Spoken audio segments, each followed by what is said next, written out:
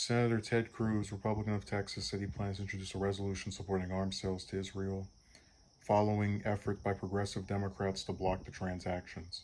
Next week, I'm introducing a resolution to approve the arms sales, and I'm going to fight for a vote because there are a lot of Democrats in the Senate who want to play footsie, want to say, well, now, I don't agree with that anti Semitic language from the squad. Well, let's vote, Cruz said during an appearance late Saturday on Fox News' Justice with Judge Janine.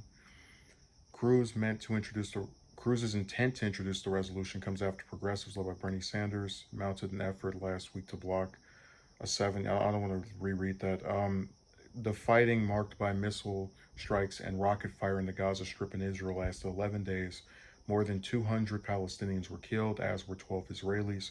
Cruz said on Fox News that his resolution will illustrate if lawmakers are willing to support Israel or sashay up to the anti-Israel left. Let's decide if you're willing to sell weapons to support Israel or if you're going to sassy up to the anti-Israel left when you need to own it. And I hope we're going to have a vote next week and decide which side of the line everyone stands on. So one of the things people might not have noticed, and I'm not surprised because I'm not some big person that has a bunch of supporters or followers. I have Cruz on what I would consider a ban list in the sense that I try to not cover stories relating to him unless they're about somebody else also. Because to me, ever since Trump got elected, a lot of what he says I find very intolerable and just kind of not helpful in the slightest of ways. Like with Rand, you can get a lot of foreign policy concessions I like. Same thing with Murkowski and Collins. With Rubio, you can get some decency on like immigration stuff, but Cruz just seems like he's the worst of everything, even far more so than Trump, except he's been able to kind of get away with it because he's not in the spotlight like a US president would be. I always hate it when politicians speak in terms that don't explain their position. So he says a lot of Democrats in the Senate who want to play footsie want to say, well, now I don't agree with that anti-Semitic language from the squad. I have not seen a single member of the squad, whether that's AOC, Rashida Tlaib, Ilhan Omar, Bowman or Presley, any of the rest of them, who have said anything having to do with their distaste, disliking, or disgust with Jewish people. If they were doing that, that would be actual anti-Semitism. And Cruz hasn't seen it either, which is why instead of saying, hey, look at what this person said and why it was anti-Semitic, he has to speak in these general terms that don't actually give specifics on what was being said by members of the squad as to be considered anti-Semitic.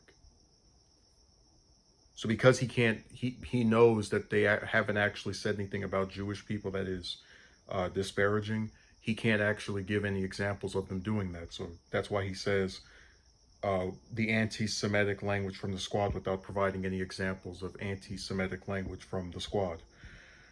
But when you go down here, when he talks about, let's decide if you're willing to send weapons to support Israel, if you're going to sassy up to the anti-Israel left, why is it that whenever you criticize a country, you're anti that country?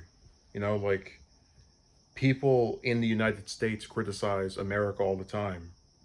That's ranged from politicians to just a random person on the street. No one would say they're anti-American because they offer critiques of certain things about the United States. Every person I know that would even brandish themselves as anti-Israel would say they're anti the Israeli government. They don't have a problem with Israeli citizens. In fact, a lot of them were disgusted by the fact that there were Israeli civilians, 12 of them killed during this conflict.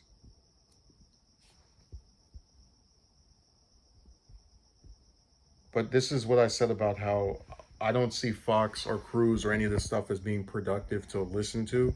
Because, like, he comes on here, he doesn't address the 200 Palestinians that were killed, like it never happened.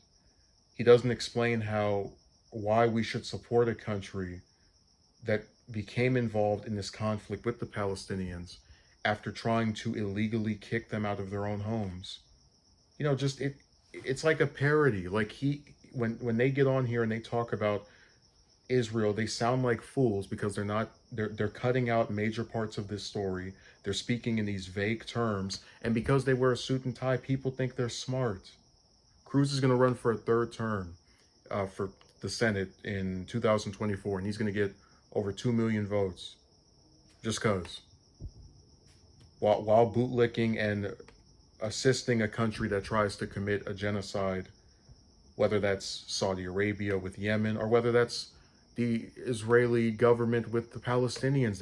It's like this is a person who will talk about freedom and liberty while you blow people's heads off with weapons that you're paying for coming out of American tax dollars, and you support this. This is a politician who will get millions of people to vote for him in his next election. And that's really arguably the saddest part of this story, other than someone just bootlicking for another country very desperately as to cut out all these different parts of the tale that I mentioned earlier.